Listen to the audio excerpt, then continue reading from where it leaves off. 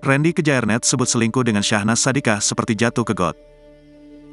Randy Kejairnet mengaku kapok selingkuh dari sang istri, Lady Nayoan dengan Syahnaz Sadiqah.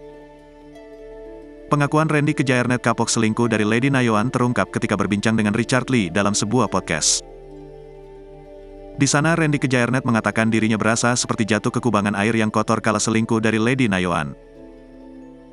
Kayak nyemplung ke gat, gelap, hitam, bau, ungkap Randy di kanal YouTube Dr. Richard Lee, Mars, dikutip Minggu, tanggal 20 Agustus tahun 2023. Diakui Randy, dia begitu takut ketika memikirkan perselingkuhannya dengan adik Raffi Ahmad, Syahnaz Sadiqah. Takut, mikirin aja waduh, tuturnya. Lebih lanjut, Randy Kejairnet mengaku kapok dan semakin sadar akan kesalahannya setelah mengalami kecelakaan bersama sang istri, Lady Nayoan. Apalagi menurutnya, dia juga telah mendapatkan hukuman dari Tuhan lantaran berselingkuh. Dibilang kapok, kapoklah, hukuman secara manusianya sudah kemarin dari pemberitaan, gue masih bisa tahan.